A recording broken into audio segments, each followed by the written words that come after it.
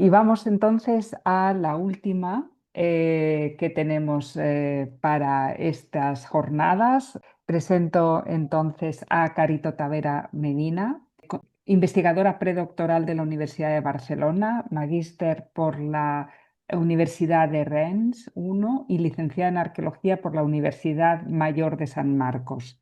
Su investigación se centra en la historia y el papel de las mujeres en la arqueología peruana desde una perspectiva feminista.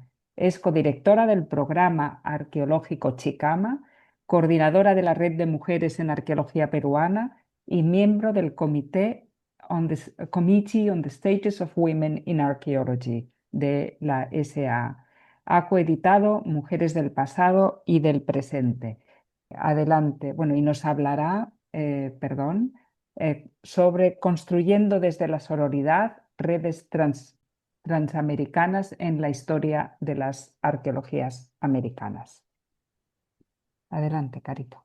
Muchas gracias, Margarita. Y bueno, voy a tratar de ser lo más breve posible. Imagino que ya todos y todas estamos un poco cansados y ya se merece un cierre. Y realmente ha sido muy interesante escuchar la presentación de cada uno de las personas que me ha precedido. em, Porque nos han brindado tanto datos biográficos, cronológicos, contextuales de cómo las arqueologías tanto en Centroamérica, el Caribe y en México han ido viendo la presencia de las mujeres en su crecimiento. Pues bueno, esta presentación no va a ir tanto tal vez por el lado histórico, sino más bien se va a ayudar del dato histórico para desarrollar una idea que más bien tiene mucho que ver con la primera pregunta que hicieron en el primer bloque, de cómo digamos, la situación actual del feminismo impacta en la forma como construimos y reflexionamos en torno a la historia de las mujeres en las arqueologías latinoamericanas.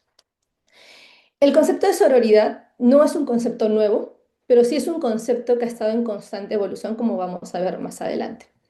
Uy, si quiere pasar, listo. Pero antes de comenzar por allí, quería retroceder un poco y tomar la posta de lo que se ha estado hablando a lo largo de toda esta sesión, ¿no?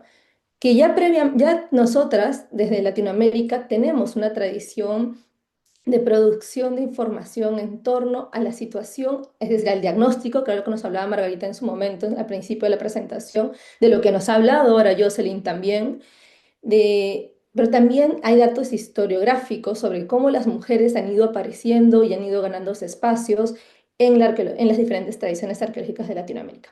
Como yo vengo más del sur, evidentemente la bibliografía que manejo de manera mucho más cercana es aquella que viene de Chile, de Argentina, la que hemos ido poco a poco produciendo desde Perú, Ecuador, Colombia. No he mencionado Brasil porque Brasil definitivamente es una dinámica mucho más grande que también responde a la propia naturaleza de su academia, que es muy distinta a la de los países andinos, o como dirán los colegas del Cono Sur. Pero, ¿qué es lo que ha ido diciendo las arqueologías latinoamericanas en sus distintas publicaciones? Que los problemas son la ausencia de representatividad, la ausencia de presencia de mujeres en puestos de poder, la poca presencia de mujeres en publicaciones, como ya nos ha mencionado hace un rato Jocelyn, y la poca visibilidad que se le da a sus papeles dentro del proceso de creación del pensamiento arqueológico y del posterior desarrollo y consolidación de esta disciplina como un espacio profesional académico. Esto se ha ido presentando a lo largo de la bibliografía, sobre todo desde la década de fines de los 80, inicios de los 90, sobre todo de los 90, que tenemos el artículo de Belelli y sus colegas, que es, digamos, como la piedra fundacional, diría yo, de la parte de las arqueologías latinoamericanas, cuando comenzamos a discutir sobre dónde están las mujeres, quiénes son, y no sería de extrañarnos que esto está muy vinculado con el hecho de que Argentina tiene un sistema y trata de defenderlo, un sistema académico estructurado. Cosa que a lo largo de esta sesión también hemos escuchado cómo las diferentes comunidades académicas, algunas no tienen esa estructura formal y que también es algo que los países del sur, muchos de nosotros carecemos, ¿no? Si bien podemos tener agencias de investigación y fondos, La carrera como académicos o académicas es otra historia y produce otras condiciones de producción en sí mismas. Pero lo que hemos visto, sobre todo en los últimos 5 años o tal vez 10, es un repensar las problemáticas de las mujeres en las arqueologías latinoamericanas desde una visión interseccional, que ya previamente Yosen también lo ha definido, lo cual me ha ahorrado un poco de tiempo, y que en sí se resumen a tomar en consideración temas de clase, género y en nuestro caso la etnicidad. Porque también las fotos que hemos visto a lo largo de esta sesión nos hablan mucho sobre la representatividad étnica que hay en nuestras academias, ¿no? Y obviamente de aquellos y aquellas que logran formar parte de esas academias, que luego después de un largo proceso logran sobrevivir y logran posicionarse tal vez desde una universidad o desde una institución pública o privada vinculada a la cultura. Sin embargo, esta situación también se ve conectada con el hecho de la realidad sociopolítica que cada uno de estos países se enfrentan y a las cuales también nos exponemos ante el dominio y constante dinámica con el norte global, que también se ha visto reflejado como estas dinámicas académicas de influencia del norte, tanto de Europa como de Estados Unidos, calan en nuestras eh, diferentes arqueologías. Entonces, un poco por ahí quería comenzar la reflexión. ¿Y qué es lo que se ha hecho? Si ya sabemos de los 90 que tenemos estos problemas, ¿qué es lo que se ha buscado hacer? Algunas de las acciones activas que se han tomado ha sido la creación de comités, los famosos comités de mujeres en ciencia que hay en las diferentes instancias estatales de cada uno de nuestros países, ¿no? Que algunos sí se enfocan en las fases tempranas de la formación universitaria y ahí es tal vez donde yace el mayor problema, porque se enfocan exclusivamente cuando la estudiante o el estudiante llega al espacio universitario. Pero el trecho entre la educación secundaria o primaria hasta la educación superior es el puente en que siempre queda, donde se empieza a generar la fuga de talentos, donde se empieza a generar la gotera. Bien. Otras cosas que se han hecho o acciones que se han generado en Latinoamérica son la generación de fondos de investigación con enfoques de género, la generación de registros o directorios donde se visibiliza la presencia de las mujeres en diferentes disciplinas y sobre todo el tema que de manera cada vez más frecuente se observa es el famoso proceso de mentorías, donde se busca tener un role model al cual seguir, al cual guiarse, pero también el que te guíe o que te guíe en el proceso.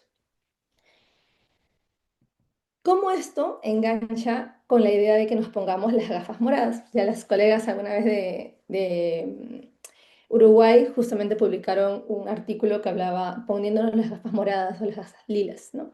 Cómo ¿Qué tanto de estas acciones que se pueden ver desde las instituciones estatales realmente repercuten en la vida cotidiana, en la acción permanente de los procesos educativos, formativos y de conciliación profesional de las mujeres en la arqueología, sobre todo?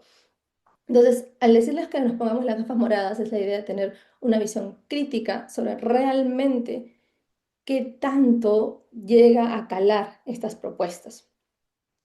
Y cuando yo les proponía hablar de sororidad, lo proponía más allá del primer concepto que se ha tenido normalmente desde el mundo anglosajón de la famosa sisterhood, ¿no?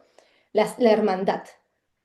Bell Hooks nos habla de que la hermandad es muy distinta que la sororidad.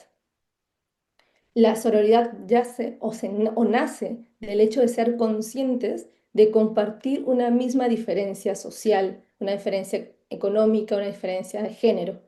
Es decir, que juntas en las dificultades somos conscientes de lo que afrontamos. Y no solamente por el hecho de ser mujeres existe la sororidad.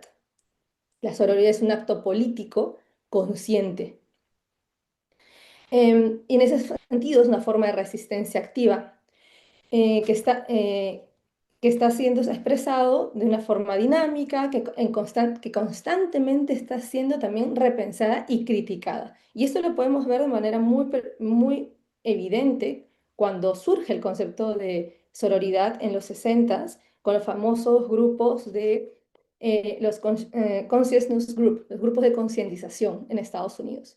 Comienzan allí los grupos de este concepto de sororidad, pero luego entran en conflicto cuando en los grupos de concientización tienen que las mujeres negras tener esas dinámicas de hermandad con mujeres blancas de diferentes condiciones de clase, de origen, y entra en contradicción y se exponen las diferentes condiciones donde una se enuncia en sus diferencias. Entonces, justamente lo que ha hecho el feminismo latinoamericano en los últimos 10 años es hacer evidente que la sororidad no se basa en en la identidad de género que una pueda tener, sino en la conciencia social con la cual una va construyendo. La pregunta ¿es posible usar la sororidad como un concepto de análisis en la historia de de las arqueologías latinoamericanas? He tratado de juntar un poco de información eh, historiográfica que he ido acumulando a lo largo de estos 2 años del doctorado y les he traído 3 ejemplos cruzan el continente americano. El primer ejemplo tiene que ver con dos mujeres, dos arqueólogas, que son mujeres pioneras en las arqueologías de Perú y Chile. Una es Rebeca Carreón Cachot, quien fue es la primera arqueóloga formada en la Universidad de San Marcos, fue alumna de Julio Cetello y luego se convirtió en directora del Museo Nacional. Y por otro lado tenemos a Grete Mosny, quien también, bueno, ella migró durante la Segunda Guerra Mundial a Chile, eh, y como tenía ya estudios en arqueología desde las Europas, ella concluye sus estudios y termina posicionándose en el Museo Nacional de Historia Natural de Chile. Y ella logra finalmente ser la directora en un punto. ¿Cómo estos dos caminos se entrecruzan y qué es lo que el archivo del Museo Nacional de Arqueología, Antropología e Historia de Perú, el Museo de la Magdalena y el Museo Nacional de Historia Natural de Chile, de Santiago de Chile, nos dicen sobre estas dos mujeres? Esas mujeres comienzan su relación el 28 de abril de 1948 a través de cartas. Y sus cartas van y vienen a lo largo de muchos años, casi 20 años, casi. Y lastimosamente la comunicación se corta porque una de ellas fallece. Al acercarnos al archivo, tanto del Museo de Lima como del Museo de Santiago, hemos encontrado fragmentos de esta relación, tanto la comunicación personal como también lo que la prensa decía de estas dos directoras, porque como es práctica de todos los museos, sobre todo de la primera mitad del siglo XX, generaban recortes, digamos, un backup de todos los recortes periodísticos de las actividades de su museo. Una comunicación que comienza desde una perspectiva muy formal de compartir compartir producción académica desde sus distintas instituciones, termina en un punto en el cual las dos arqueólogas tratan de concertar distintas reuniones a lo largo de sus actividades, sobre todo de sus actividades vinculadas al Congreso Internacional de Americanistas, o de, digamos, diplomacia científica que generan sus dos países, pero casi nunca logran encontrarse, hasta que finalmente, al menos el registro de archivo nos cuenta que Rebeca Carrón Cachot logra visitar a Grete Mosny en Santiago de Chile. Pero hay algo muy interesante en la relación de ellas dos, que a nivel científico hay algo que las une, y es el estudio de los fardos funerarios. Tanto Rebeca Carrión Cachot como Grete Mosny trabajaron con fardos funerarios y el momento en el que una de periodos para acá, o sea, muy tempranos, y otra de periodos incas, muy tardíos. Pero cuando Rebeca Carrión Cachot llega a Santiago de Chile, las noticias solo la reportan a ella como la especialista. solamente a ella se le menciona en las notas y solamente en una de ellas, de manera muy breve, se menciona el trabajo de Grete Mosny, a pesar de que Rebeca Carreón Cachot sí apoyó su carrera y se apoyó el hecho de visibilizar a su compañera y su colega en las noticias. Y sabemos esto porque hay cartas del Museo de Polo Libre en el cual ella dice, en, en septiembre de 1954 me hicieron una entrevista y yo hablé de tu trabajo, pero es evidente que el periodista tiene su propia agenda. Lamento que no haya figurado de manera como yo esperaba. Durante sus cartas, también durante esos años, se observa que la comunicación va cambiando. Si comienza muy profesional y de compartir bibliografía y compartir pensamientos sobre cómo las arqueologías tanto de Chile y Perú se entreconectan, hay un punto en cual empiezan a hablar de sus vidas personales, de sus problemas de salud, y una ayuda a la otra a conseguir medicinas. A pesar, y esto es un tema muy interesante, que el tiempo en el cual ellas se conocen es post la Guerra del Pacífico, que es la guerra entre Perú y Chile, y la familia de Rebeca Carreón Cachot formó parte, digamos, su padre en especial formó parte del ejército peruano, lo cual significaba que había una relación aún muy tensa. De hecho, las noticias en el Perú durante esa primera mitad del siglo XX aún mantienen muy viva esta situación. A pesar de eso, estas mujeres lograron desarrollar una dinámica bastante sana, que se retroalimentaba y también eran muy conscientes de la necesidad de ser muy públicas. Y eso se ve en sus comunicaciones.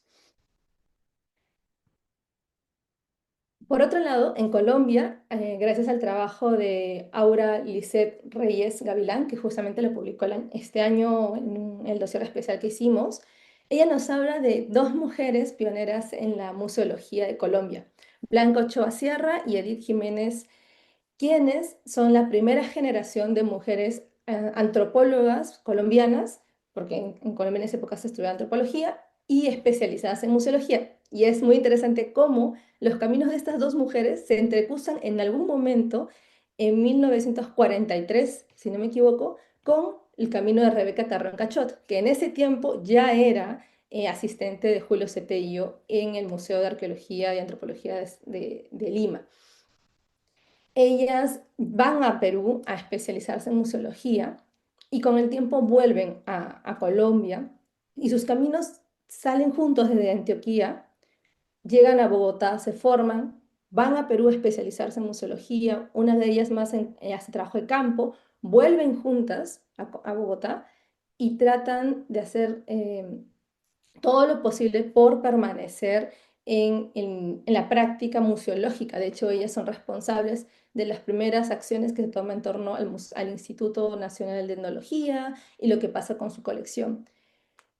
Lo que nos relata Lisette Reyes es que a lo largo de esta relación de amistad, también se da una relación profesional de colaboración, de retroalimentación, de cómo generar los guiones museográficos y también de tratar de generar espacios para otras mujeres en el museo.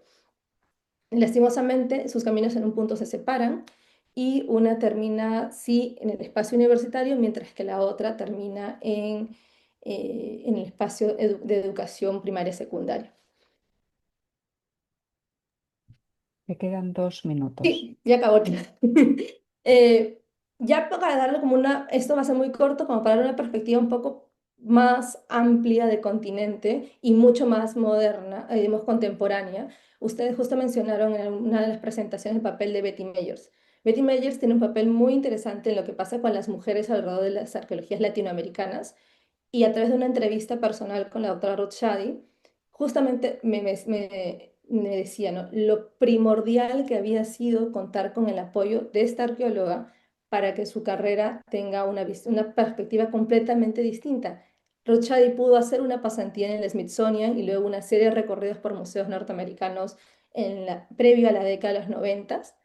Y muy sorprendentemente después de ese retorno es que ella empieza a crear el proyecto Caral, que es el proyecto, digamos, a nivel nacional que existe. Entonces, estas relaciones terminan impactando de manera muy potente en el futuro de estas mujeres.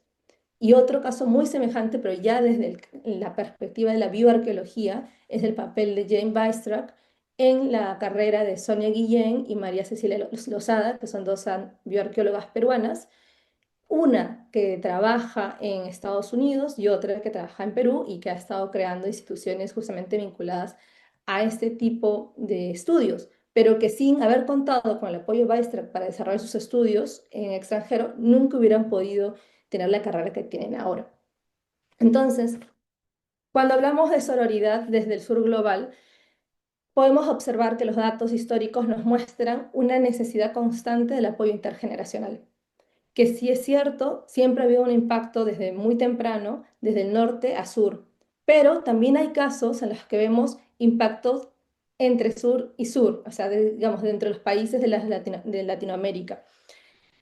Eh, mucho de lo que ocurre, mucha de la necesidad que tenemos de esta relación norte-sur es debido a la debilidad institucional que tienen nuestros países y sobre todo los diferentes espacios vinculados a la arqueología, pero sobre todo se pone en evidencia en la importancia y el papel que juega la clase dentro de todas estas dinámicas y de las figuras que logran terminar formando parte de un papel en la historia de las arqueologías. Todas estas mujeres que he mencionado a continuación vienen mínimamente de la clase media o han tenido antecedentes o vinculaciones con el mundo académico. No son mujeres que vienen de estratos sociales bajos, ni son mujeres que vienen de comunidades indígenas o afrodescendientes. Eh, y es evidente que es necesario que suenen las alarmas cuando vemos que las propuestas actuales desde las instituciones estatales para afrontar las problemáticas de género se enfocan exclusivamente en los tramos finales de la carrera académica. Es decir, los famosos premios de mujeres en ciencia se dan a mujeres que ya tienen carreras consolidadas. Es decir, fueron las últimas que lograron sobrevivir estos procesos de depuración de los cuales ya a lo largo de la sesión se ha hablado. Entonces, ¿cómo podemos ser sororas y más inclusivas? ¿Es esto solo de las mujeres? Pues no. Evidentemente la sororidad significa poder reconocer las diferencias y inequidades que existen y es necesario tener aliados y aliadas para poder seguir adelante y ser consciente que este tipo de redes de apoyo hacen posible que las carreras y los números de representatividad de mujeres cambien en nuestras diferentes comunidades. Y con eso creo que culmino. Muchísimas gracias al proyecto Arqueóloga Her Story por los fondos para investigación y por mi estancia aquí en la Universidad de Cambridge. Muchas gracias. Muy bien, muchas gracias.